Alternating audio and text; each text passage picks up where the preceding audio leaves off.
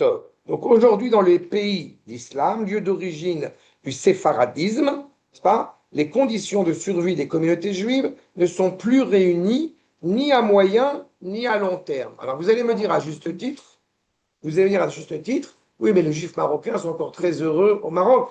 Alors, c'est pas si exact que ça, pour la raison tout simplement que quand un juif d'origine marocaine, ou un juif qui est installé encore au Maroc, eh bien, il veut sortir de l'argent du Maroc, c'est très compliqué.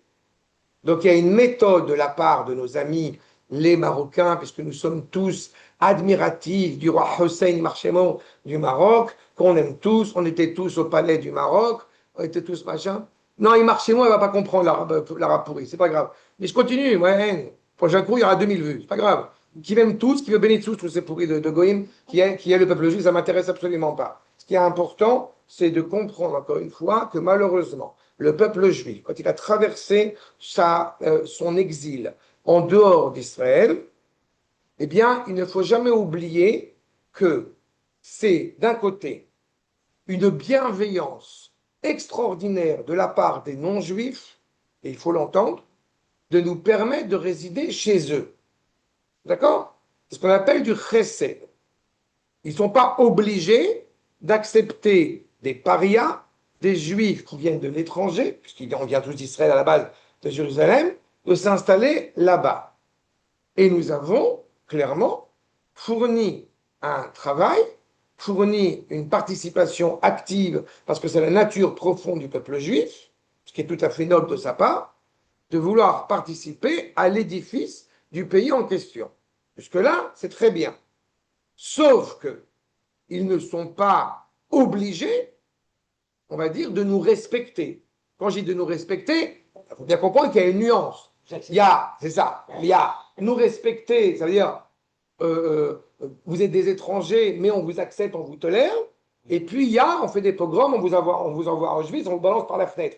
Il y a une nuance entre les deux, d'accord? Mais le postulat, c'est que il s'est créé, et c'est assez spectaculaire chez les Juifs, eh bien une sorte de nostalgie à l'égard de l'exil d'où nous provenions, à tel point que, ce que nomme ici le Rav, nous sommes devenus des Sfaradim ou des Ashkenazim, avec toutes les nuances en interne qui existent en Ashkenaz, c'est-à-dire en Allemagne. On avait rappelé que le yiddish, n'est-ce pas, hongrois, polonais, allemand ne sont pas le même, d'accord? Il ne faut pas oublier que les Polonais sont souvent les Tunisiens des Juifs ashkénazes. Ça ressemble. Ça ressemble à ça. Par rapport, évidemment, aux êtres profondément cultivés algériens, après les Marocains, après les Tunisiens. C'est pas les Lituaniens. Exactement. Ça y est, ça Mais vous comprenez en réalité qu'il y a quelque chose d'absolument absurde là-dedans. Et qui est parfois aussi dramatique, puisqu'on avait rappelé, et c'est important de le souligner encore une fois, de juifs d'origine, des juifs installés en France, qui vont se battre à la Première Guerre mondiale avec des juifs allemands. Oui. D'accord? Oui, il faut être conscient du drame de ce que ça représente, encore une fois, à l'échelle de l'entité hébraïque. Et en montrant, encore une fois, la fidélité qui est la nôtre à l'égard de la France, en l'occurrence. Il ne faut pas oublier, là encore une fois, que fameux général, n'est-ce pas? Fameux j'accuse de Zola. Mais il ne faut pas oublier, encore une fois, qu'il a été enfermé, accusé, selon son point de vue, en tant que Français. Il a été choqué, encore une fois, le capitaine Dreyfus, il a été choqué, encore une fois, dans son appartenance à la France. D'accord? Quand vous avez aux lois de Vichy, c'est pareil, c'est la même complexité. Quand vous avez les lois de Vichy qui arrivent à Alger, les Juifs d'Alger sont choqués d'avoir perdu leur travail public alors qu'ils sont des citoyens français. Vous êtes conscient de cette problématique-là? En galoute, on a quand même, enfin, on l'a déjà évoqué une fois, mais je le répète. En galoute, on a quand même, nous, une quasi-obligation d'allégeance. C'est-à-dire une quasi-obligation d'allégeance, à condition qu'on nous accepte en tant que tel. C'est-à-dire que. L'intégration. Dina des Malkotadina. Encore une fois.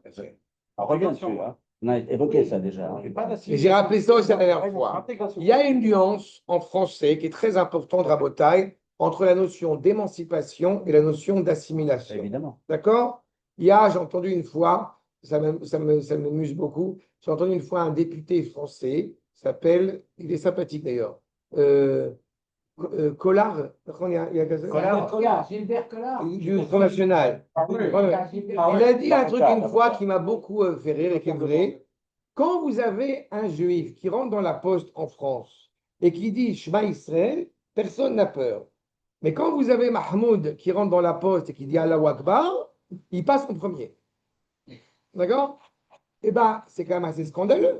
C'est-à-dire qu'il y a une nature profonde dans le peuple juif qui est une bonne chose en tant que toi, de s'intégrer pleinement à la société dans laquelle il est. C'est inhérent à la nature universelle du peuple juif. Là où ça devient dramatique. À condition qu'on nous laisse de notre frère Ferré d'exercer. Oui, mais malheureusement, C'est le cas, hein, enfin. oui, mais non, c'est pas exactement cela. Parce que la nature, non, parce que la preuve, c'est que malheureusement, si c'était le cas, tu n'aurais pas 75% de mariage mixte en France aujourd'hui.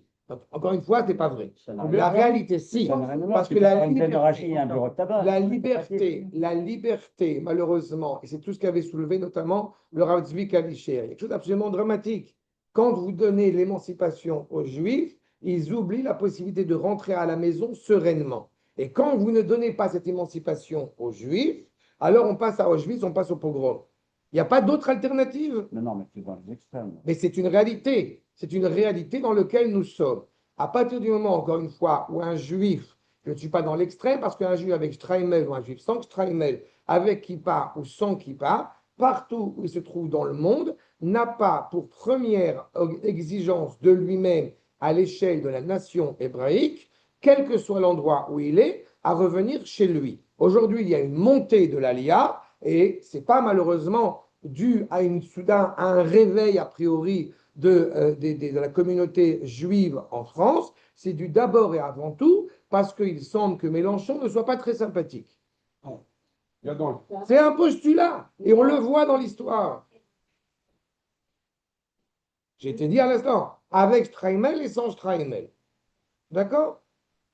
Et par la même occasion, je me permets de le rappeler, ici en interne, j'étais dans un groupe de discussion des rabbinim et des gens, un groupe israélien plutôt, de gens qui essayent d'entretenir la connaissance des us et coutumes de la communauté juive d'Algérie.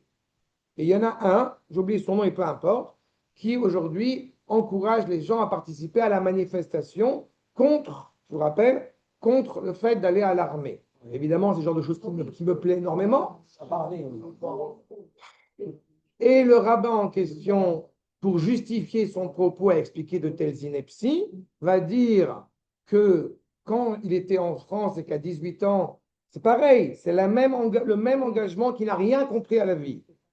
Quand il était en France à 18 ans et qu'il a reçu sa demande pour être incorporé à l'armée française, il a envoyé une lettre pour dire qu'il était étudiant en yeshiva, il était avref en yeshiva, et que par conséquent, eh bien, il ne pouvait pas aller à l'armée française. Et donc, l'armée française l'a dispensé de l'armée. Voilà la justification qu'il amène pour justifier le fait qu'effectivement, nous n'avons pas l'armée parce qu'on étudie la Torah. Mais si on n'est pas capable d'entendre, et c'est pour ça que je réitère mon propos comme je l'ai indiqué à l'instant, si je ne suis pas capable d'entendre la distinction entre défendre la France et défendre mon pays, alors c'est qu'on a un problème, c'est qu'on n'a pas compris encore. Galoute quand tu nous tiens, c'est ça toute la problématique. Le titre de l'article de Manitou, c'est la réhébraïsation du peuple juif. C'est pas la rejudaïsation du peuple juif. C'est pas essayer de dire comment est-ce qu'on va essayer de continuer à entretenir la possibilité d'être juif en dehors d'Israël, puisque l'avenir d'Israël n'a pas d'autre endroit que sa terre. Il y a quand même une ambiguïté dans ce titre, hein, pardonne-moi, parce que si tu veux, réhébraïsation du peuple juif, on pourrait peut-être quand même, et souvent il a laissé passer cela, Ashkenazi, hein, c'est plutôt la judaïsation du peuple hébreu. Non, Bah, non, Ça, c'est allé en galoute. pas du tout. L'identité. Pas du tout. Pas du tout. Parce qu'il y a un postulat absolument dramatique. Non, ce n'est pas vrai. Il y a une contradiction, il y a une antithèse, il y a une oxymore dans la phrase que tu as utilisée. Encore une fois, c'est la différence entre un juif qui pense dans une conception d'exil et un juif qui pense dans une conception, encore une fois, de la terre d'Israël. Ça n'a pas de sens. Un juif qui habite en Israël, Si on reprend ces termes que je n'aime pas, ça n'existe pas un juif pas religieux qui habite en Israël. Ça n'existe pas. Pourquoi ça n'existe? Un juif laïque qui habiterait en Israël, ça n'existe pas. Un juif laïque qui va à l'armée, ça n'existe pas. Pourquoi? Parce que le postulat étant qu'un juif religieux, comme son nom l'indique, c'est un juif qui fait des mitzvot. Si vous voulez imputer à un juif qui réside en Israël, qui respecte ses parents, qui aide les pauvres, qui part à l'armée, qui construit une famille, qui achète une maison, que tout ce que je viens de dire maintenant, ce n'est pas une mitzvah, alors je vous encourage à prendre le Sefer Devarim et le jeter à la poubelle. Le laïc fait de la faute sans le savoir. Tout à fait. Tout à fait. Le laïc fait de la faute sans le savoir. La notion de ce qu'on appelle en France, en français, dans la conception française, un juif religieux et un juif laïque, c'est un juif qui fait des Dans mitzvot. l'évidence de la culture. Le religieux est considéré, c'est comme ça qu'il a ce sens. À Botaï, je reprends. Ce qu'on appelle en français, c'est vraiment le terme français, encore une fois, qui est reconnu comme tel. Vous avez des juifs religieux, donc pourquoi ils sont religieux? Parce qu'ils font les mitzvot. D'accord? Jusque-là, c'est clair? Et on a des juifs considérés comme étant laïcs, comme étant pas religieux. Pourquoi? Parce qu'ils ne vont pas le mitzvot. Mais moi non plus, je ne suis pas d'accord. C'est une boutade de Dijon. Boutade de Nice. Il devient. Non. Il est considéré comme religieux. Pas d'accord? Je vais réexpliquer une troisième fois où ça va aller. On va expliquer, mais ça serait bien qu'on arrête de parler tous en même temps. D'accord.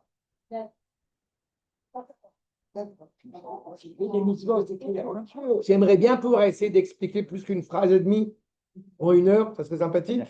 Donc j'aurais prêté à mon propos, quand on a vécu en dehors d'Israël et quand on a une pensée, encore une fois, une pensée conceptualisée de dehors d'Israël, on considère qu'en réalité, eh bien, on est religieux parce qu'on fait Shabbat, parce qu'on mange kasher, et on n'est pas religieux quand on ne mange pas Shabbat et quand on ne mange pas kasher. Jusque-là, c'est clair? Yofi. Et donc, on est juif séfarade ou on est juif ashkénaze parce que, encore une fois, on a une mentalité comme ci ou une mentalité comme ça. Jusque-là, c'est clair? D'accord? Vous voyez? Yofi. Maintenant, ça, c'est d'un point de vue, encore comme je disais tout à l'heure, les juifs d'exil, il n'y a plus d'exil aujourd'hui, mais en tout cas, les juifs qui sont en diaspora, eh bien, automatiquement, ils véhiculent ces moyens de pouvoir survivre à leur identité. Par quoi? Par le fait religieux. Le fait religieux, ça veut dire, comme on l'a déjà plusieurs fois expliqué, eh bien, je suis juif quand je vais prier dans ma paroisse. Et volontairement, j'utilise le terme de paroisse, bien évidemment. Quand on revient en Eretz Israël, alors se pose la question, et dans le dialecte, dans l'hébreu moderne aussi, la problématique se pose, est-ce que tu es dati ou tu es chiloni? Est-ce que tu es religieux ou tu es laïque? Ceux qui n'ont pas encore compris, je vais dire de manière plus claire, je crache sur ces expressions. Alors là, ça y est, c'est clair? Je raille ces expressions possibles.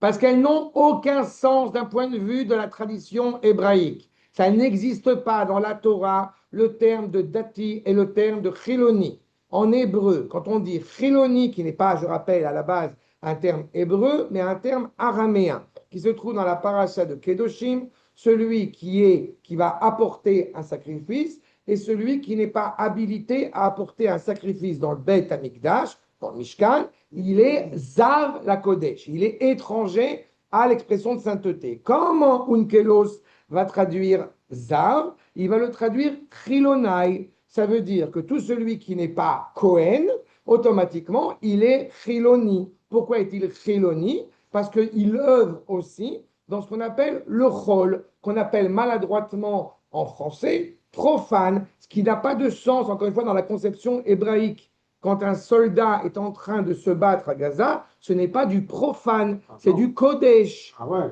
Parce que c'est l'expression. Ne soyez pas d'accord avec moi, soyez d'accord avec ce que la Torah, elle dit.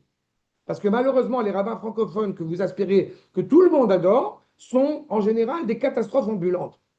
D'accord? Il n'y en a pas un seul pour attraper l'autre. Et je parle des rabbins francophones. Je parle des rabbins français, pardon. parle pas des rabbins israéliens francophones. Je parle pas du Rav Cherki, je parle pas du Rav Aviner, je parle pas du Rav Zini, je parle pas du Rav Bochko. Je parle de tous ces gens qui diffusent encore une fois un message subliminal qui laisse entendre encore une fois une séparation nette entre la Torah et Eretz Israël. Ça n'a pas de sens selon l'exégèse traditionnelle hébraïque. Un juif, pas de kippa sur la tête, qui a un gros tatouage, qui mange du porc le jour de Kippour, eh bien, sachez-le, il n'est pas moins religieux que quelqu'un qui est appelé religieux. Parce que ça veut dire, dans le cas inverse, que je fais un choix. Cette mitzvah, elle est importante, cette mitzvah, elle n'est pas importante. Moi, par exemple, je fais Shabbat, je mange kasher, mais tous les lundis et les jeudis, je donne une claque à ma femme pour la calmer. N'est-ce pas? Il a fait ce genre de réalité, mais je suis religieux. Vous voyez? Alors que je respecterai ma femme. Non, c'est pas vrai. Non, mais ils vont te reprendre sur Twitter. Hein. Vous avez compris que je ne donne pas que Dieu préserve. Je ne donne pas de claque à ma T'es femme. d'accord pour le lundi et le jeudi? T'es d'accord pour le lundi et le jeudi ou tu veux changer les jours? Ça veut dire à l'inverse que dans la mesure où je reste. Attends, je ne suis pas en train de vous dire que Dieu nous en préserve, que je suis en train d'encourager à enfreindre le Shabbat, à enfreindre la cacheroute, à enfreindre les deux. Ce n'est pas du tout la question. Mais quand on revient en Eretz Israël, on doit être conscient, encore une fois, que la Torah, telle qu'elle est réellement, elle englobe tout. Et quand on est resté inscrit dans une communauté, alors malheureusement, on délaisse un certain nombre de choses. D'accord? Je raconte souvent cette anecdote. Il y a des années de cela, quand j'étais enseignant à la yeshiva, et on avait une excursion. Et il y avait des boîtes de conserve comme ça, en Israël, dans le Golan, etc. Il y avait comme ça des gens qui avaient abandonné des paquets de bonbons, des machins, etc. Qu'est-ce que j'ai fait? J'ai dit à un élève ou deux, je t'en prie, aide-moi, viens, on ramasse, c'est pas beau. On est en Eretz Israël, c'est pas beau, toute cette saleté, toute cette pollution qui est là. J'ai un élève qui venait d'arriver fraîchement de France. Il m'a dit une phrase qui a beaucoup fait rire. C'est la première fois que je rencontre quelqu'un qui donne autant d'importance à l'écologie et qui est d'extrême droite. Eh bien, je tiens à vous annoncer, j'aime Eretz Israël. Et quand j'aime Eretz Israël, j'aime la poussière, la fleur d'Eretz Israël. Donc, quand je vais dans une excursion, je vais ramasser la poubelle. Pourquoi? Parce qu'on aime sa terre, on aime son pays, on aime son peuple. Et donc, par conséquent, on est engagé dedans. Et comme j'aime à le rappeler, la première possibilité de réparer la faute des explorateurs, eh bien, c'est d'abord et avant tout quand on exprime cet amour à l'égard d'Eretz Israël. Notre cigarette, on ne l'écrase pas par terre. Si on fume, notre sac, notre paquet de chips, notre paquet, non, parce que la clépote de mandarine, elle est organique. C'est moins problématique. Oui, c'est vrai. La sac de chips, on le jette pas par terre. Exactement la problématique là. Et je pense qu'on a déjà raconté ça 1000 fois. Mon fils, il a 4-5 ans, il revient du GAN, et il a 17 ans maintenant, mais il a 4-5 ans, il sort du GAN. Alors, vous avez raconté ça, non? Vous n'avez pas raconté cette anecdote? J'ai raconté. Moi, j'ai déjà Bon, il sort du GAN, et il a fait une activité artistique. Ça va faire plaisir encore à l'autre abruti d'Algérie là-bas. Il sort du GAN, et il a dessiné des maisons avec des petits, vous savez, les barziliotes de Shabbat, vous savez, les trucs pour allumer les bougies de Shabbat, les trucs en là. Il a collé ça dessus. Alors je lui fais, c'est quoi, qu'est-ce que tu as dessiné? Alors tu vois, papa, c'est un Israélien, hein. Tu vois, papa, ça c'est des maisons arabes et ça c'est des bombes. D'accord? Il a 4 ans. Ça marche chez moi. Archam. Le fait est, c'est que, à côté de cela, qu'est-ce qu'il voit? Il voit quelqu'un qui jette un papier par terre. La première réaction épidermique de mon fils, papa, Nachon, c'est un goy. Archav, très honnêtement, évidemment, je lui ai expliqué, non, mais il n'a pas le pauvre connu, il n'a pas un père qui lui a expliqué à quel point ça importe. Il a 4-5 ans. Mais à l'intérieur de moi, très honnêtement, je suis très fier. Évidemment que Dieu préserve, je ne dis pas qu'un juif qui a jeté un papier par terre, c'est un goy. Mais il y a quelque chose de très, dans le naturel d'un jeune enfant qui a pensé comme ça veut dire qu'on exprime le respect, encore une fois, à l'égard d'Eretz Israël. Et ça n'a rien à voir avec le fait d'être Ashkenaz, Séfarad, Shtraimel, pas Shtraimel. C'est cette notion-là qu'il faut bien entendre. C'est clair? Je suis juif. Je suis, mais parce que je fais une mitzvah. Je fais une mitzvah en étant en Eretz Israël. Il est exhibitionniste, c'est pour ça. Le Steinman, c'est une tête de l'Italie. je ne veux pas, je n'ai pas ce rapport-là avec mes compatriotes. Je n'ai pas ce rapport-là. Je suis bien évidemment observé avec mes tzitziot. Aujourd'hui, j'ai mis des chaussures parce que ça y est, ça pleut. Il pleut pas encore, ça va accrocher la pluie. Donc j'ai enlevé les sandales avec les chaussettes, je suis avec des chaussures, mais j'ai les tzitziot avec le trélet dehors. Je monte sur le mont du temple, etc., etc. Mais d'abord, je ne suis pas d'accord. Les Israéliens, c'est toute la notion essentielle. Justement, et je suis bien placé pour en parler parce que j'enseigne dans un collège avec des adolescents et adolescentes qui, a priori, ne sont pas religieux. Certains, d'ailleurs, comme c'est les Sfaradim, on est racco, donc ils ont la kippa sur la tête, d'autres, ils n'ont pas la kippa, peu importe. Mais ce n'est pas censé un monde religieux tout court. Et le rapport que j'ai avec eux, je n'utilise absolument pas évidemment ces termes-là. Et en plus de cela, même, je vais dire même plus que ça. À la directrice, j'ai fait une blague il y a une semaine de ça. Pourquoi j'ai fait une blague? Parce que les gens, ils m'ont vu, les profs, etc., l'équipe pédagogique, la quasi-majorité de l'équipe pédagogique, on se voit le matin, ils me disent Boker Tov, Chodesh Tov, que c'était Rosh Chodesh. Je dis à la directrice, c'est un collège Chiloni. Si vous commencez à me dire Chodesh Tov, ça ne va pas aller, là, on n'en peut plus. C'était de l'humour. C'est-à-dire que j'ai cassé, C'est de l'humour encore une fois, ashkénaze. cette barrière qui n'a pas lieu d'être. Quand j'étais à l'armée, je n'ai pas dit, encore une fois, je m'entends bien avec les religieux. Non, quand j'étais à l'armée, Echai me'ainaten, Echai. Quand Yosef, il voit ses frères, et il dit Achi. Il ne dit pas autre chose. J'ai raconté 1000 fois cette anecdote sur ce qui s'est passé dans le train à l'époque. C'est exactement cette problématique-là. Nous avons un rapport de fraternité. D'accord? Et ce rapport de fraternité, il est essentiel. Maintenant, je répète encore une fois, que je sois moi plus conscient du rôle que j'ai, de ce que j'ai à faire, d'enseigner la Torah, de transmettre la Torah, etc., j'accepte. Mais je ne viens pas en mode, justement, et j'ai pu m'en rendre compte. Honnêtement, ça fait 30 ans que je suis en Israël, mais vous n'imaginez pas le nombre de cas que je vois de gens avec, sans kippa, et surtout encore plus depuis 2 ans. Vous avez des adolescents dont les parents sont très inquiets parce que tout le mois de Elul, ce qui n'a pas été mon cas pour le coup, tout le mois de Elul, ils se sont levés pour les slichot, famille qui habite au nord de Tel Aviv. D'accord? Ils ont les tzitziot qui pendent. J'oserais quand même dire que c'est une spécificité, Pardon. c'est une spécificité juive et non pas seulement israélienne. Oui, mais elle est nuancée entre ce qui se passe à l'extérieur d'Israël et à l'intérieur Je d'Israël. fais une précision. Je connais partiellement, moi je ne vais pas m'étendre là-dessus non plus. J'ai milité pendant 45 ans au sein de la communauté juive en France, dans le cadre du SPCJ, c'est-à-dire toute la sécurité sur la France. Eh bien, je te garantis que la moitié des uns étaient à gauche, la moitié des autres étaient à droite. Et jamais le sujet politique n'a été mis sur la table ni abordé dans le cadre d'une action commune qui était celle de protéger la communauté.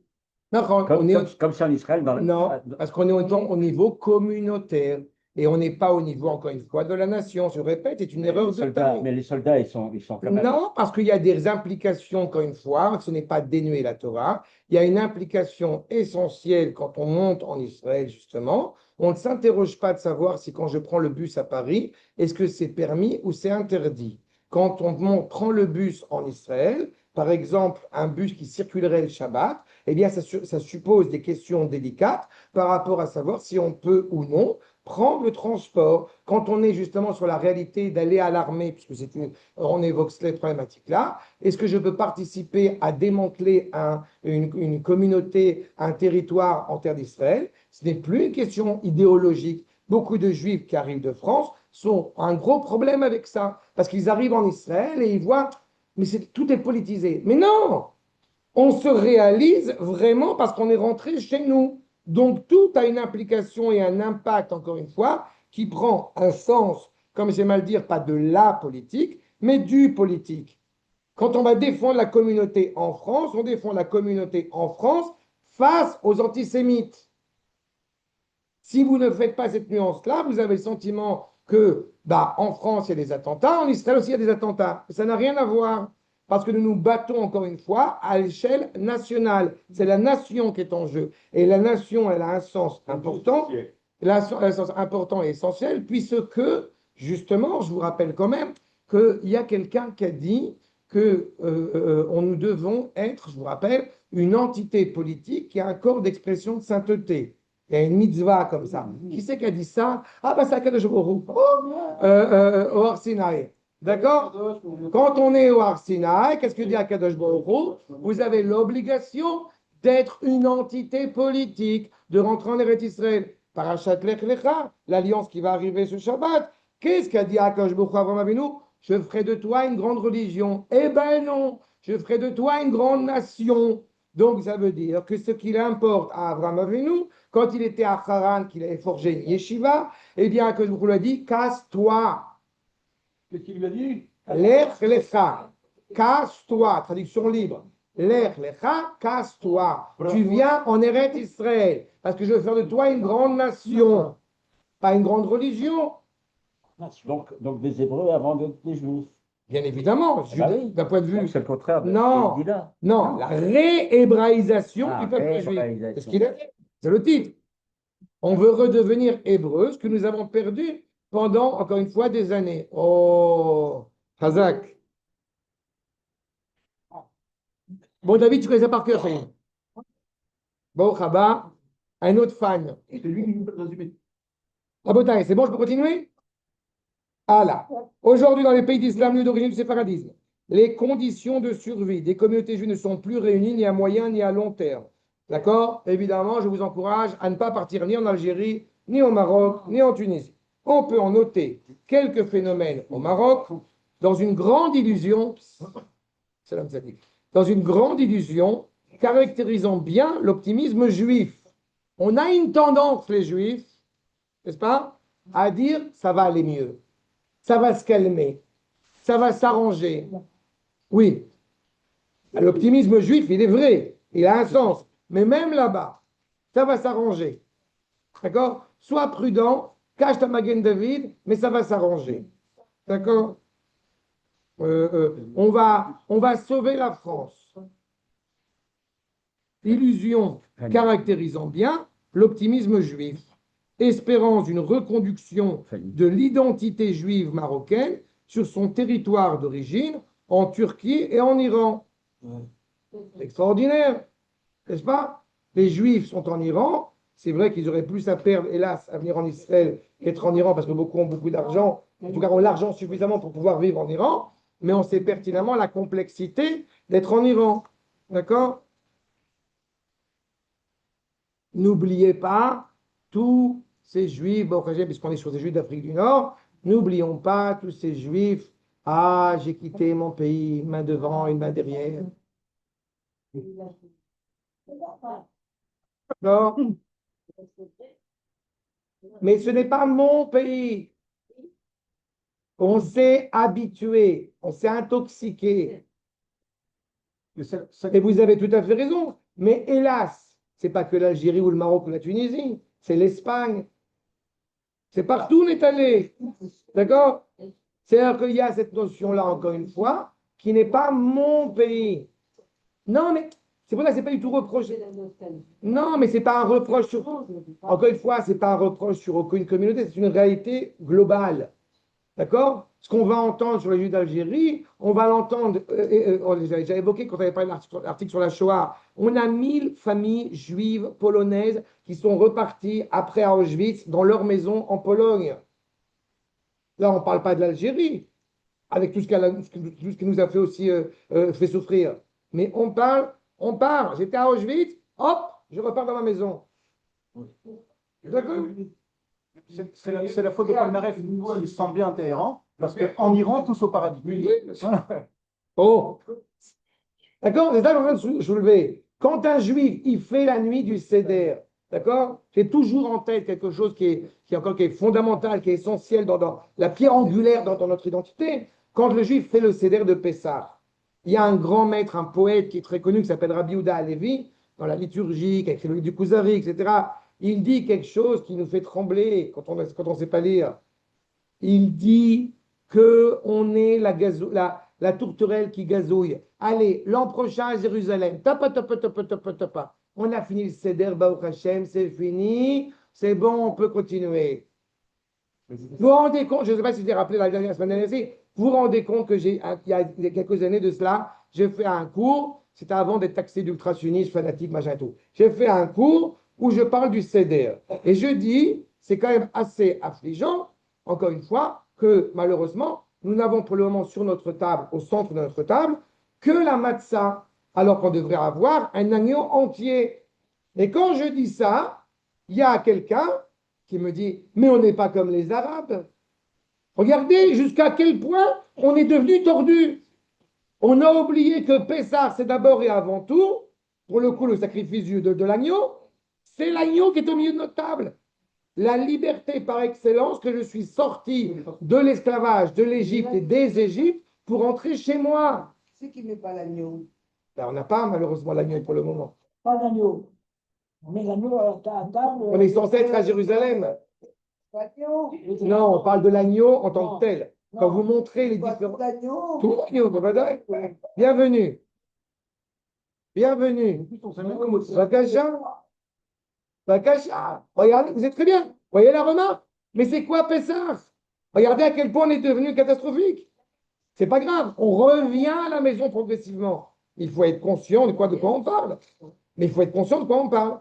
Mais c'est pour ça que je vous dis qu'il y a un décalage. C'est pour ça que j'ai repris tout à l'heure. Il y a un décalage énorme. Parce qu'entre eux, effectivement, ce retour lent et sûrement qui arrive, vous avez ça.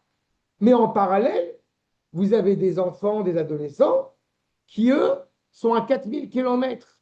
Et pas que physiquement. D'accord? J'ai en tête quand même, je ne sais pas si je l'ai rappelé, ça encore une fois, je ne vais pas me répéter, je ne vais pas Alzheimer, on ne va jamais. J'ai en tête, par exemple, une adolescente de 12 ans qui était très inquiète il n'y a pas si longtemps que ça. Pourquoi? Parce qu'elle se dit que quand elle va vieillir et qu'elle va expliquer à ses enfants qu'un jour, il n'y avait pas de Beth Amikdash. Hein? C'est ma fille. Ah oui. Mais vous vous rendez compte de ce qui se passe dans la tête d'une adolescente de 12 ans? D'accord? On en est là. C'est exactement cette problématique-là. Vous avez un décalage, encore une fois, qui ne fait que se creuser. Cette survie, il prend déjà des allures beaucoup plus accusées de maranisme et d'existence dans la clandestinité, plus ou moins avouée. Pourquoi il parle de maranisme, accusé de maranisme? Parce que Christiane, elle n'est pas juive, mais elle fait le couscous vachement bien. Elle est mieux qu'une juive. D'accord? On a fait la circoncision du petit. C'est plus clair. C'est de moins en moins clair. Et c'est un flou que je l'appelle, je suis bien placé pour en parler, parce que c'est un flou qu'on croyait totalement abandonné et qui aujourd'hui se révèle de plus en plus de gens qui veulent suivre la conversion. Je racontais j'ai raconté il n'y a pas encore si longtemps, quasiment toutes les semaines, j'ai une personne qui m'appelle, puisque j'ai un Ulpan Giour, toutes les semaines, j'ai une personne qui m'appelle pour me demander comment elle peut faire pour se convertir. Une Belge qui m'a appelé il y a 15 jours. Mais belge de chez Belge. Elle parle de 90, d'octante, de tout ce que vous voulez, extraordinaire, aucune relation avec le judaïsme, d'aucune part que ce soit, mais elle veut se convertir. Ah, j'ai beaucoup à vous dire là-dessus, mais... Ah bon. Oui, ça c'est ce que dit la halakha à la base. Mais au consistoire, c'est plus compliqué que ça. Mais c'est une réalité auquel on a affaire aujourd'hui. En diaspora, l'identité séfarade a été secondarisée. En effet, dès le contact des communautés séfarades avec la culture occidentale, on assiste à un phénomène généralisé d'option pour la culture occidentale. Pourquoi? Parce que la culture séfarade, théorie, n'est-ce pas? C'est une culture primitive. Rassurez-vous, j'espère que c'est bon. Écoutez bien, c'est une culture basse, primitive. D'accord? Elle n'est pas élevée. C'est comme ça qu'elle est pensée, c'est comme ça qu'elle est vécue. La culture occidentale, ce qu'elle a de bien et de pas bien, c'est qu'elle attire. D'accord? Justement, elle est appelée culture. Ça a des répercussions malheureusement aussi dans la société israélienne où on organise un concert mené par, de musique classique par la Philharmonique de Jérusalem. Le Manitou, il parle en mode génération. Évidemment. À l'époque, mais C'est en 80 qu'il parle quelqu'un. c'est maintenant. Exactement. Exactement. Et nous, à l'inverse, quand on fait un concert de Moshe Louk, de Benjamin Bouzaglo. Bon, allez, c'est un truc de chez nous. Il manque plus que les mêmes nœuds. Ce n'est pas Itanim. Il manque plus que les mêmes nœuds. Et... D'accord? Aujourd'hui, le système a un bouleversement, Baruch Hashem, de plus en plus extraordinaire. Mais vous n'imagineriez pas, par exemple, pour reprendre cette anecdote, que Ishaï Ribo, c'est un séfarade. Il est de Marseille, et c'est un séfarade à la base. Mais dans sa musicalité, il n'y a pas de mélopée séfarade. En revanche, vous avez des choses extraordinaires qui, Baruch Hashem, se développent de plus en plus. Par exemple, j'ai vu, il n'y a pas si longtemps que ça, deux chanteurs que j'apprécie énormément, bien évidemment, à savoir Abraham Fried, qui chante avec Moshe Louk. Ça se bouleverse. D'accord? Ça se transforme. D'accord? C'est exactement cette réalité-là. Seulement, de prime abord, ce qui a été le cas des Juifs d'Afrique du Nord quand ils arrivent en France, n'est-ce pas? Ils n'ont pas été acceptés, on le sait. Bon. Mais justement, pour être pleinement acceptés, alors on va avoir un comportement occidental, européen. C'est ce qu'il est en train de nous dire. Le processus a d'ailleurs été cristallisé dans le pays du bassin méditerranéen par l'alliance israélite, je dis volontairement bien évidemment israélite, universelle, fondée par les juifs ashkénazes pour aider les communautés séfarades des pays d'islam à devenir sauf des êtres humains. À entrer dans la civilisation moderne. C'est la même chose. D'accord? Mais évidemment que c'est la même chose. Parce que le problème, ça a été venu déjà de la base. Un des problèmes, quand même, quand le juif, eh bien, ashkénaze, mais on est un peu fautif aussi, il faut être clair par rapport à ça. Parce que les juifs d'Afrique du Nord, quand ils ont eu la possibilité de monter en Israël, ils ne sont pas montés en Israël. La majorité sont partis à Marseille et à Paris, ils ne sont pas venus en Israël. Quand en 56 ou à Bourguiba, là, de l'autre côté, en 62, on n'est pas pressé pour venir en Israël. Et aujourd'hui, Baruch Hashem, tous les juifs, je reprends mon propos, tous les juifs Baruch Hashem aujourd'hui en France, ils ont tous bien compris qu'il faut monter en Israël. C'est pour ça qu'ils vont s'installer en Canada, apprendre la médecine en Espagne, un pays qu'on aime tellement, n'est-ce pas? Et sans avoir aucun problème de conscience. Sans avoir aucun problème de conscience. C'est exactement la problématique. Mais quand les juifs, ils arrivent justement avec leur... n'est-ce pas, c'est quoi le coup de Sirocco, et tous ces films-là d'Arcadie, tout ça, ce folklore-là, mais mais évidemment qu'ils sont apportés. Mais encore une fois, on voit comment ça se passe. La génération suivante, on ne va pas écouter de la musique arabe, on ne va pas écouter Farid El Atrache. C'est quand même important Enrico Mazzoli. C'était dans le bateau avec lui. Pendant 6 jours. Sachez-le, Farid El Atrache. Non, Kaltoum, c'est Kaltoum, c'est une pourriture. Oui. Mais Farid El Atrache, sachez-le, juste pour la petite parenthèse, c'est un druze. Et j'ai travaillé, il y a une époque, en tant que Mashgar Kashrut à Osafia, dans un village druze, pour apprendre la culture druze. Et il faut savoir que tous les ans, en Égypte, je ne sais pas s'il existe encore, mais pendant très longtemps, il y avait le festival de Oud. Et il fallait élire le numéro 1. Ils n'ont jamais pu élire le numéro 1 parce que le numéro 1, The King, c'est Farid. Ça veut dire que quand ils font ce festival en Égypte, ils commencent toujours au numéro 2 parce que le numéro 1 pour l'éternité, c'est Farid El Atrache.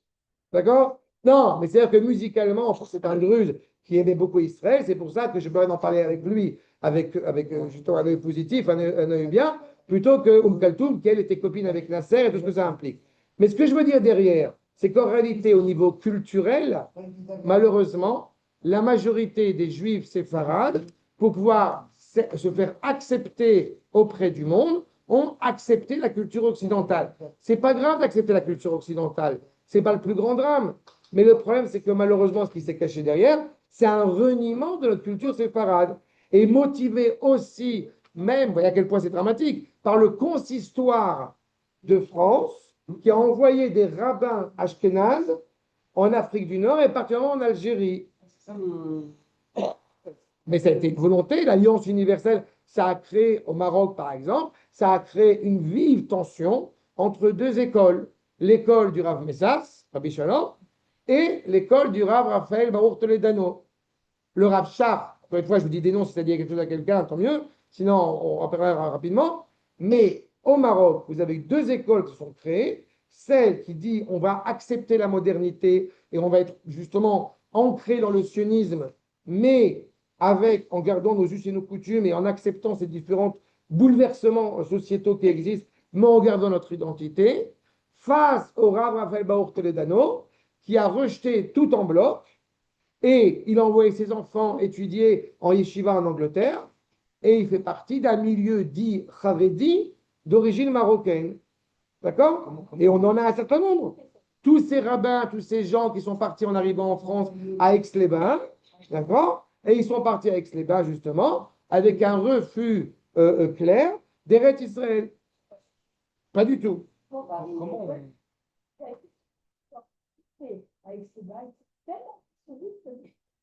Mais ça a été terrible. Manitou, il a parlé d'un qui a étudié avec lui, et il utilise cette boutade. Vous savez que Manitou, il avait cette école d'Orsay. C'est l'école d'un. Il y en a un qui est parti à Aix-les-Bains. Et alors, il dit, ils l'ont exorcisé.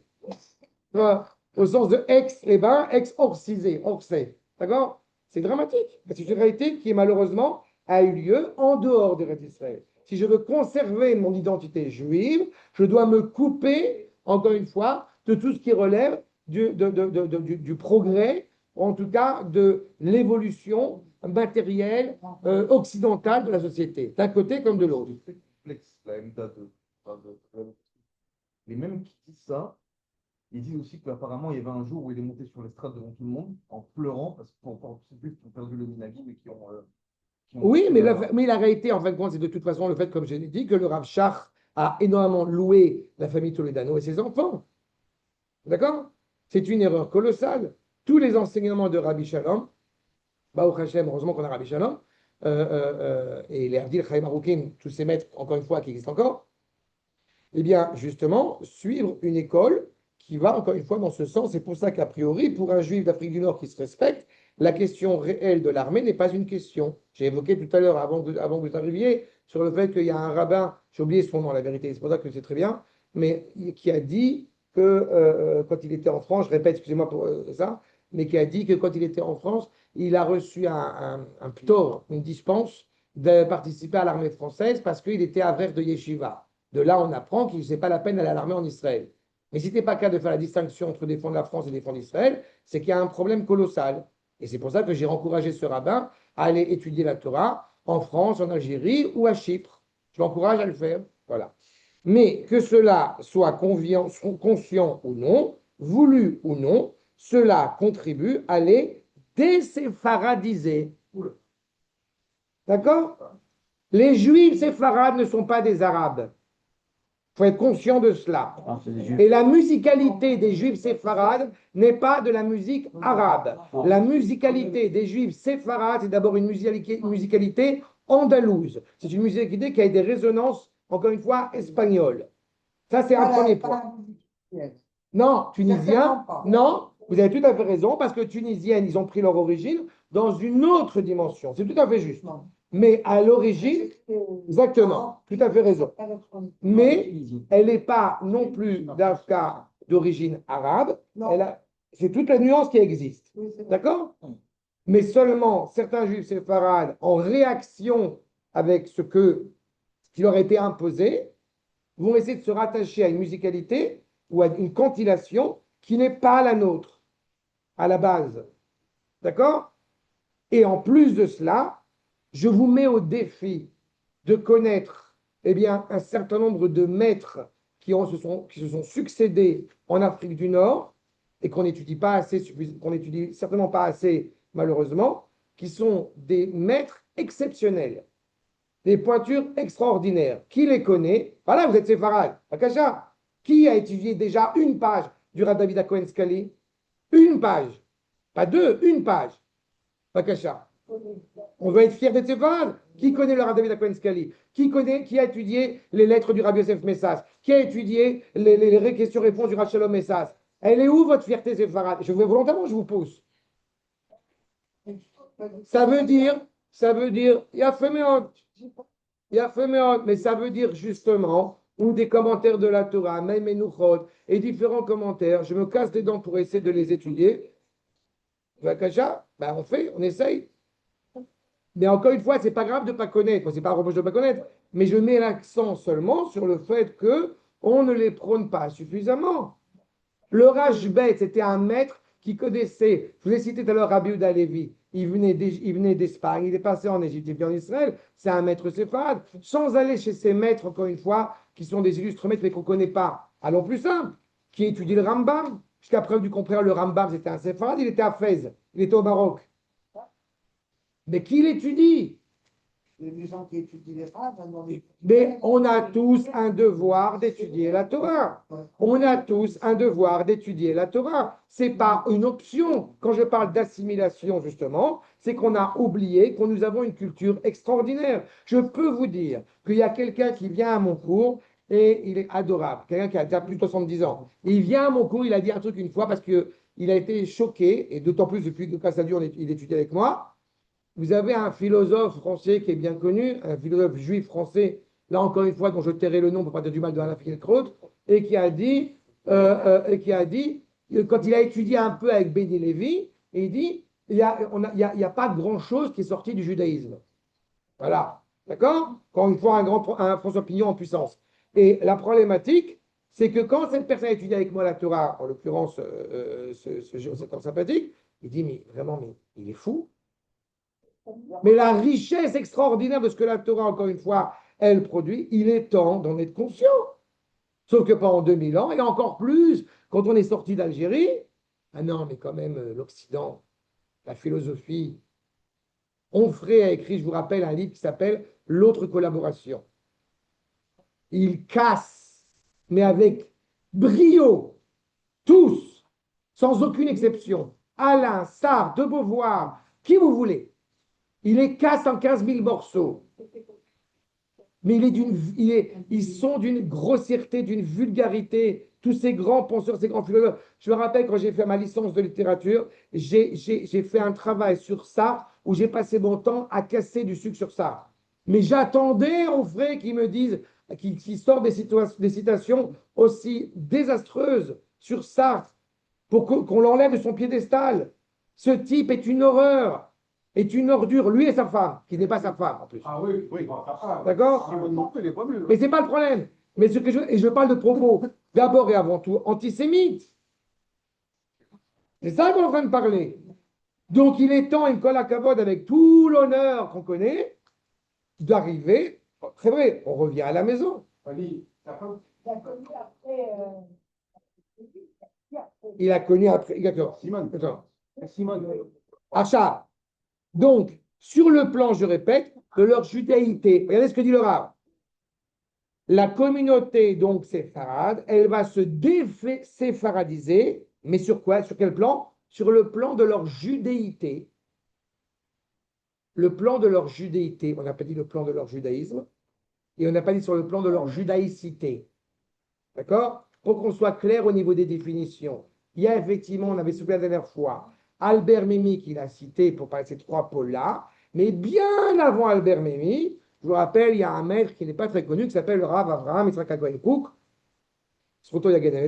qui effectivement a déjà développé cette idée. Mais juste que vous ayez en tête, regardez la dernière feuille, comme ça vous avez en tête.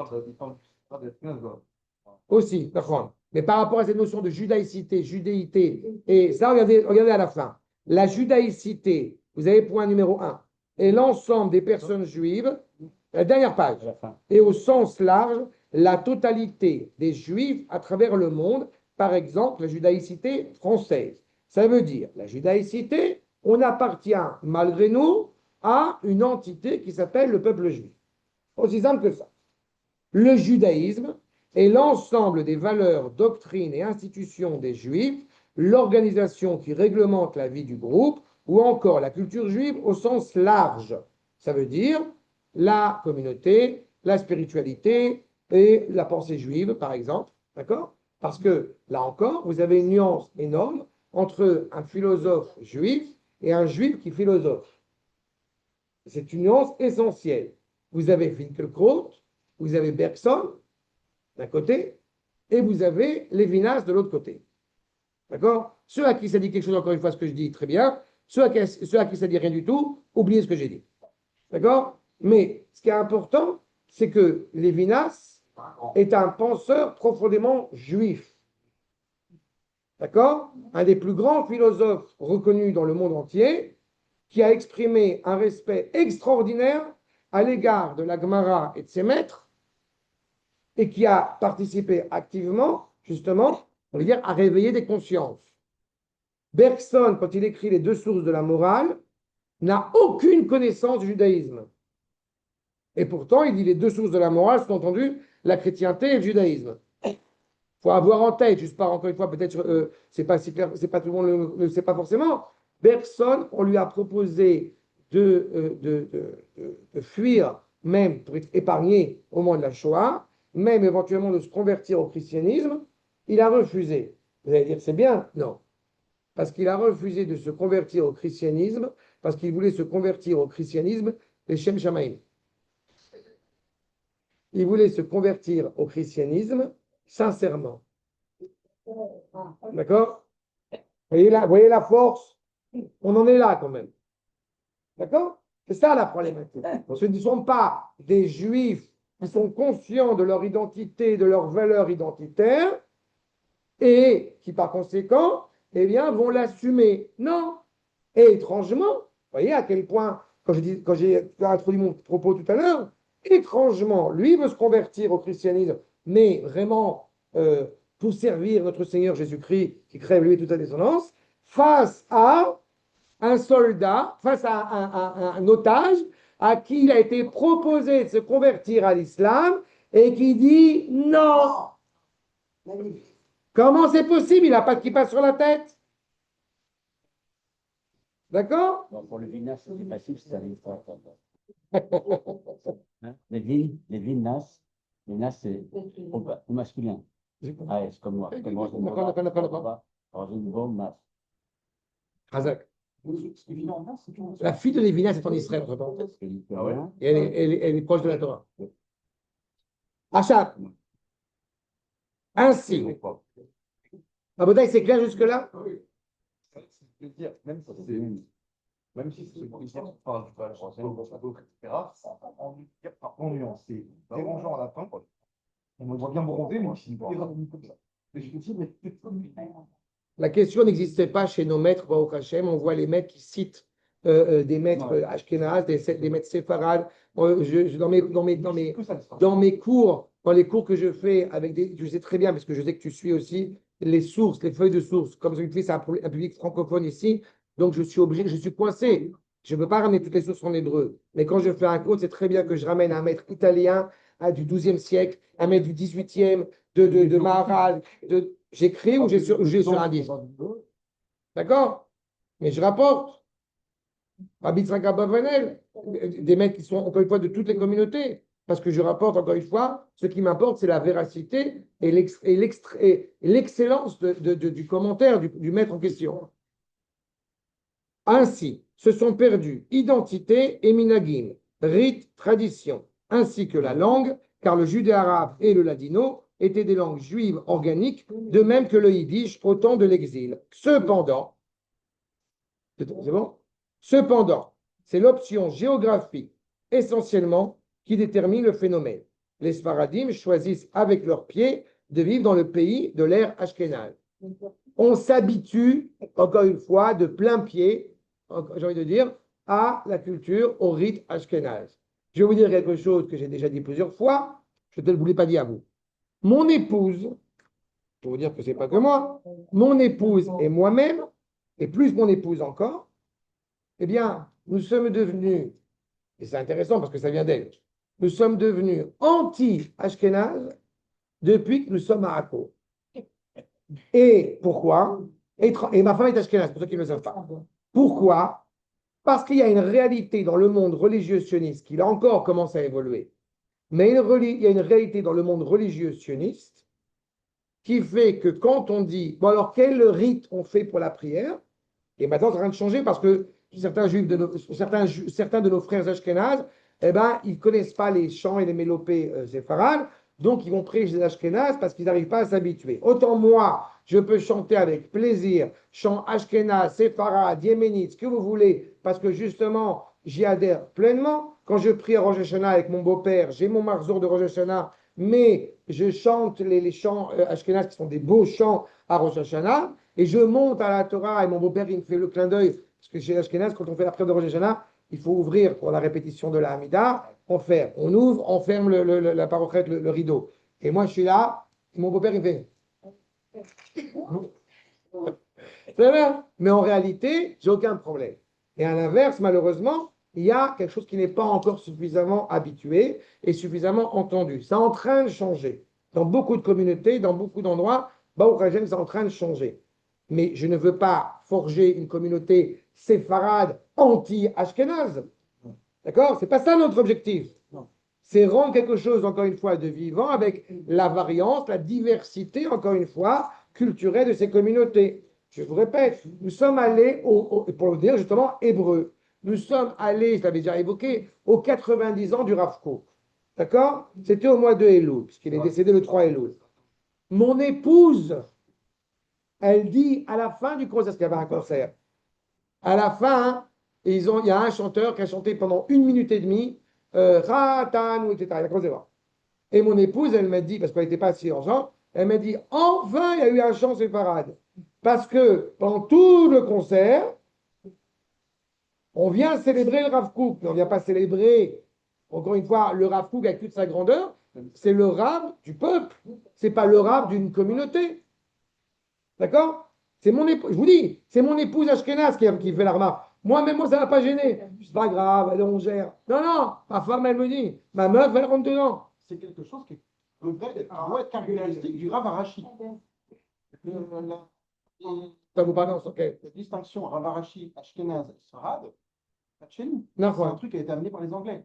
Tout à fait. En fin de compte, Il y avait déjà un Rav Séfarade avant le Rav Arashi Ashkenaz. Tout à il y avait fait. des gens de Tout à fait. faut qu'on guérisse de ça. Hein. Tout à fait. Ok. Ça n'existe pas. Ça n'existe pas. Ça n'existe pas. Rabotai, je répète encore une fois. Rabotai, je répète encore une fois. La question d'avoir un Rav Ashkenaz ou un Rav Séfarade n'est pas le plus gros des problèmes. D'accord? C'est un faux problème. C'est pas grave. Ça, on se débrouille. À condition, ce qui est le cas en général chez les rabbinim Ashkenaz et rabbinim Sfaradim, il y a beaucoup de politique. N'oubliez pas qu'il y a beaucoup de politique malheureusement derrière. A priori, le Rav Ashkenazi, le Rav Ashkenaz, il parle avec une communauté séfarade avec chaleur, et le Rav Sfaradi, le grand rabbin Sfarad, aujourd'hui, je l'ai entendu parler, et il est beaucoup plus sympathique et beaucoup plus sociable et beaucoup plus intéressé à créer justement cette fédération que son frère, que je ne nommerai pas, et ne me demandez pas ce que je pense de lui. Alors, Chav, concernant la problématique Yerushalmi qui vient d'être soulevée, Yerushalmi, à la base, n'existe pas. D'accord? C'est un rite babylonien. Et il a été appelé Yerushalmi, mais il n'a, pour le coup, aucun rapport avec nous. D'accord? Au niveau des us et des coutumes, on est beaucoup plus près. Les Tunisiens, c'est un peu plus complexe. Je suis d'accord, parce qu'il y a. Mais le Rav Mazouz, pourquoi c'est plus complexe? Parce que le Rav Mazouz était coincé entre. Il était coincé entre son père et son envie de faire évoluer un certain nombre de choses. Et en plus, je ne veux pas rentrer maintenant dans des trucs compliqués, il ne voulait pas manquer de respect au roi Ovadia Yosef. Donc il y a tout un ensemble de choses qui se sont greffées. Mais à la base, le monde séfarade, il est beaucoup plus près dans ses us et ses coutumes du monde ashkénaze que du monde irakien ou du monde égyptien ou du monde, etc., etc. D'accord? Par rapport à la liturgie, par rapport au brachot, etc., on est beaucoup plus près. D'accord? Je ferme la parenthèse là-dessus. Mais au-delà de l'aspect, encore une fois, rituel, ça vient bien au-delà de cela. Pourquoi je dis qu'aujourd'hui, Baruch Hashem, en Israël, il y a une évolution par rapport à ça? C'est le fait même qu'encore une fois, dans chaque foyer Ashkenaz séfarade, vous pouvez avoir du kugel, vous pouvez avoir du gefilte fish, vous pouvez avoir du couscous fait main, etc., etc. D'accord?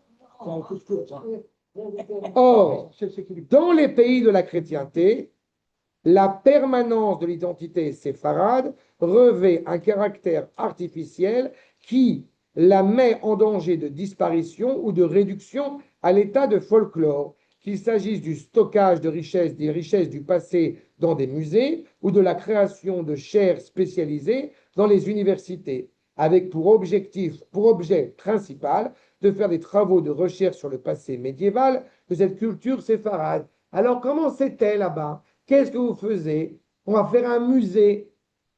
D'accord? Allez à Tel Aviv au musée de Tfoutzot qui est devenu une catastrophe de la diaspora. Le musée de la diaspora. D'accord?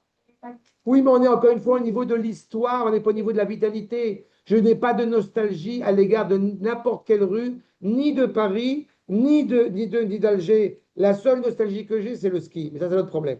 Mais Le musée de la diaspora, je l'ai visité en 1964. non, je ne sors pas d'Israël. Au pire, on fait un musée du ski.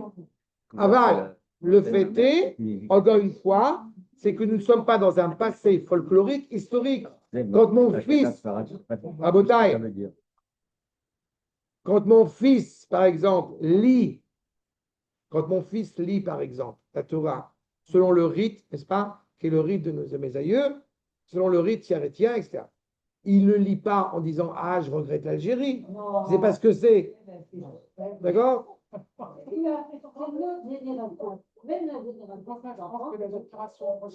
C'est ça. Mais on ne veut pas perdre, à juste titre, et on l'assume fièrement, on ne veut pas perdre ses us et ses coutumes. Seulement, on les rend vivantes. On ne les rend pas historiques, on ne les rend pas vieillottes. Au contraire, mais on leur redonne cette vitalité qui, malheureusement, dans la culture, justement, dans le monde occidental, notamment en France, elle est devenue, comme il est indiqué ici, elle est devenue historique. Oui, mais tu comprends, la problématique, tu as raison, mais le problème, c'est qu'il faut bien savoir gérer ces deux réalités. Parce que quand tu dis on s'en fout de la France, c'est vrai, mais les Juifs, et on entend ici, les Juifs qui arrivent en Israël, qui n'arrivent pas d'Algérie, ils arrivent de France pour le coup. Quand ils arrivent en Israël, ils voient cette nuance-là et ils la comprennent avec le prisme qu'ils ont reçu en dehors d'Israël. D'accord? C'est ça la difficulté, mais c'est tout le sujet. Et les Juifs qui sont en Israël doivent aussi réapprendre un certain nombre de préceptes, justement, qu'ils ignorent à ce niveau-là. D'accord?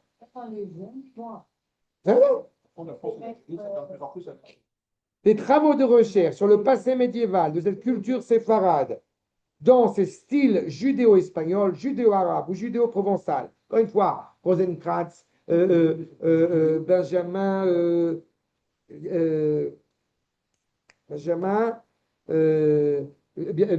Biagris, j'ai oublié. Il y a un juif bordelais comme ça, des bordelais. Tout cela, il y a un stockage des richesses du passé beaucoup plus qu'une prise de conscience d'une existence à l'indice du présent, la modernité, la vitalité de cette culture séfarade, au vu d'un avenir concret. Il suffit de se référer à ce qui est arrivé aux judaïcités séfarades du Moyen-Âge, expulsées d'Espagne ou du Portugal, et qui se sont retrouvées à l'état de survivance dans les aires géographiques ashkénazes comme la Hollande ou l'Angleterre ou l'Amérique. Il y a une communauté aussi. Il y a une communauté portugaise qui est s'installer en Angleterre, qui existe encore, à Londres. D'accord? Ma belle-mère, une fois, me l'a indiqué, me l'a rappelé. Cette communauté, mes beaux-parents sont d'Angleterre. Et cette communauté-là, elle vit quoi? Elle vit l'histoire. C'est un musée. C'est pas ça qu'on veut.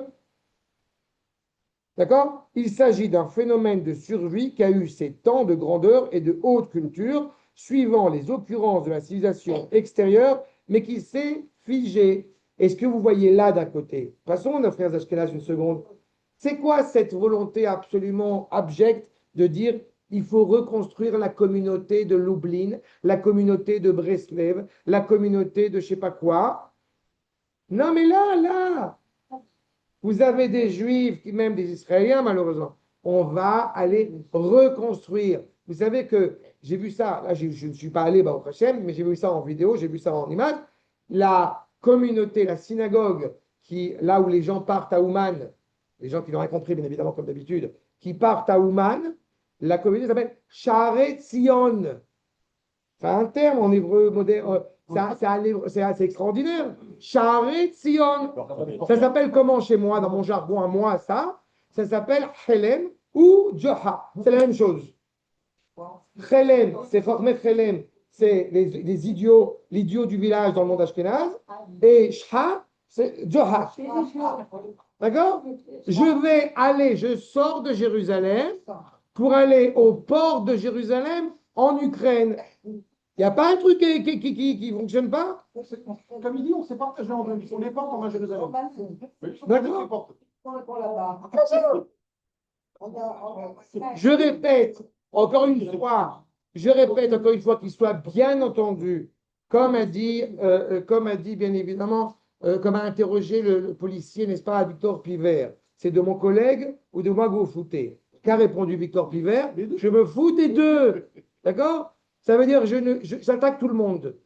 Avec, sans qu'il passe Traimel, j'ai la... Ce que vous voulez. J'attaque tout le monde. C'est aussi simple que ça. Ceux qui veulent entendre, ils vont entendre.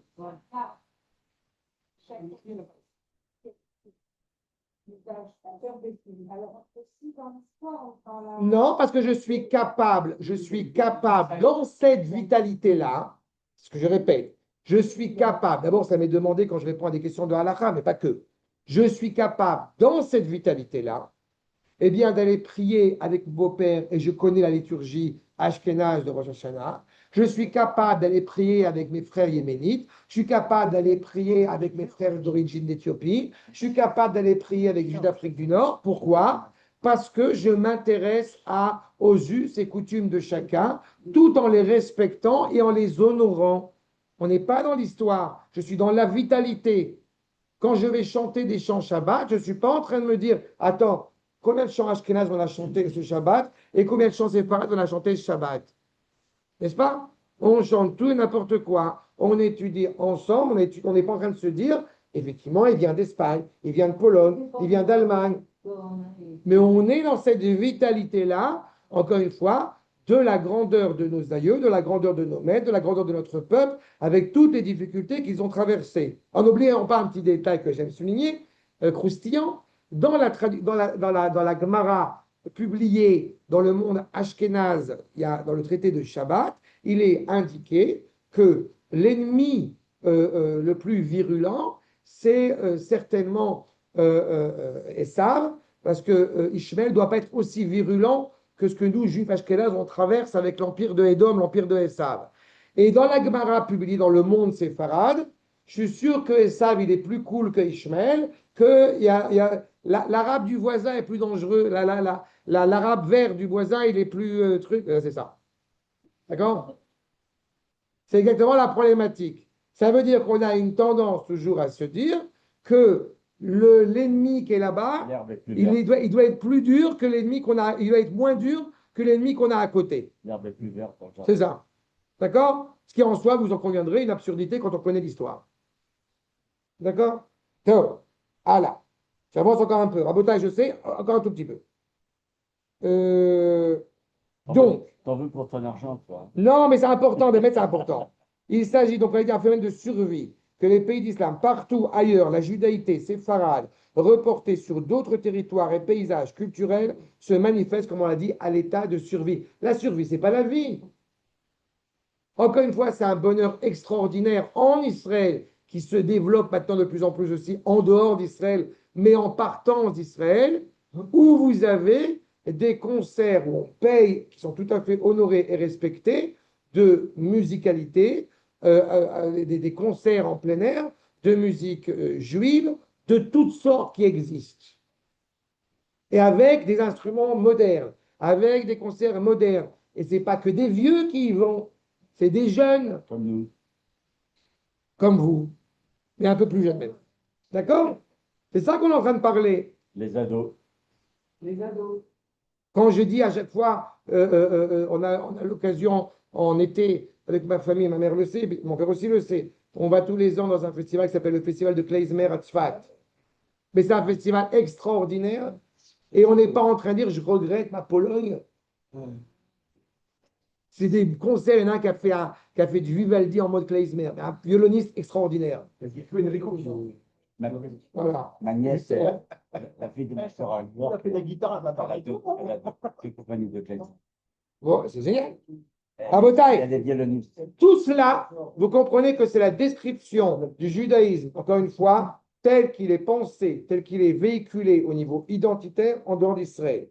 On ne va pas finir, malheureusement, aujourd'hui, je suis désolé, mais au moins avancer encore 2-3 lignes pour qu'on comprenne encore une fois la nuance avec son apport à Israël. Regardez juste les lignes suivantes. La relation à l'idée de l'État juif s'est faite naturellement chez les juifs séfarades, exilés du deuxième temple, descendants des Judéens sionistes du temps de Ezra et de Néhémia, alors que la tradition ashkénaze était la reconduction d'une tradition juive de l'exil du premier temple. Vous avez en bas de la feuille. D'accord? Les juifs séfarades sont revenus à l'époque du deuxième temple dans leur grande majorité, séfarades au sens espagnol, par rapport aux juifs d'origine allemande qui, eux, ne sont pas revenus. Et Ezra a été virulent à leur égard.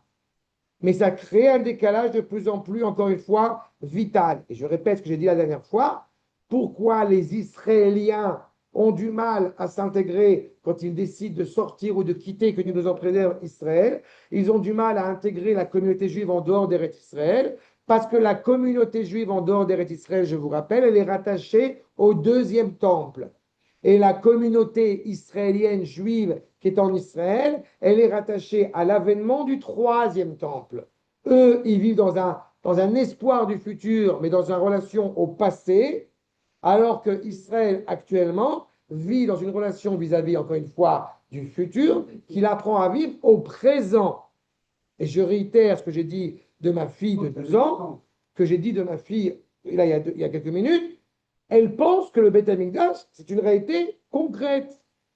Pour la majorité des Israéliens, avec ou sans kippa, nous ne sommes pas en train de nous battre contre l'antisémitisme, nous ne sommes pas en train de nous battre contre un pogrom, nous sommes en train de défendre notre pays, notre pays. Nous voulons récupérer Gaza. Pourquoi? Parce que d'abord et avant tout, c'est notre pays. Encore une fois, c'est notre. C'est un rapport totalement différent de la valeur de l'identité juive, et même si elle est diffusée, véhiculée en mode séfarade, ashkénaze, ce que vous voulez, quand elle est en dehors d'Israël et quand elle est justement retrouvée en Israël. Et il faut être conscient de ce décalage. Et malheureusement, un certain nombre de juifs qui viennent d'arriver fraîchement, il faut être patient aussi, ceux qui sont là en Israël depuis longtemps, on a du mal à un peu à un moment donné à être patient, on leur rentre dedans. Bon, je sais. Mais de l'autre côté, il faut être conscient de ce décalage. Et ceux qui sont en Israël, qui ne comprennent pas malheureusement cette évolution-là, il incombe à ceux qui comprennent cela de retrousser leurs manches et d'aller diffuser, d'aller parler partout, encore une fois, pour comprendre la valeur de cet État hébreu renouvelé. Atkan, c'est clair? Milka. C'est quoi? C'est le religieux qui t'a encore le truc?